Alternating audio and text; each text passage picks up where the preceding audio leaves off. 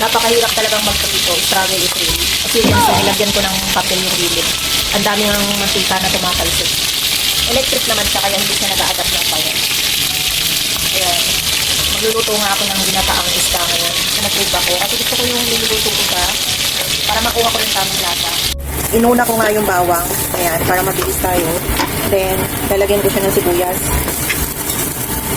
Sibuyas. Mahilig kasi talaga ako sa sibuyas, guys. Ilalagay na rin natin yung luya. Ayan. Gusto ko kasi ng maanghang na may luya. Naubusan nga lang ng stock ng sili dun sa mall, kaya luya na lang, saka chili flakes. At ayan nga, after nya, lagay na natin yung isda. Ganyan lang kabilis. Ganyan lang siya kabilis, guys. And also yung Coco Mama na gata. Natira lang nga ito kasi nagluto ako last time ng gata. So, may natira pa. Ito na yung gagamitin natin. Lagyan ko rin siya ng pineapple bits. Yan. Para maasim-asim, diba, guys? Lagyan din natin ng talong, guys, para maiba ang ating ginataang isda. Ano?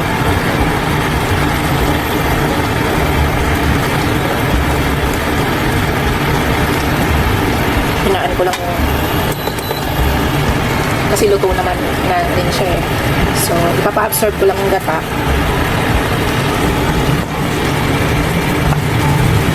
And syempre, lagyan din natin siya ng pagkalasa. Itong paminta, dahil nga mahilig ako sa maanghang at wala ko ng biling sili, ito na lang yung ating ilalagay. Maglalagay rin pala ako ng konting sugar kasi mahilig ako sa medyo matamis-tamis. Huwag lang sobrang tamis para may asim-asim, may tamis-tamis siya, diba? Konti lang. And also salt. Hindi ko na siya lalagyan ng magic sarap. Salt na lang yung pagpalasa natin. At ito, papaliguan natin siya ng sabaw. Ayoko kasi ng sobrang daming sabaw. Masarap yung medyo nagmamantika, diba? So, iangat lang natin yung sabaw dito sa isda. Daan-dahan para hindi masira yung fish. Saka yung talong, ibababa ko siya. Yan, para maluto.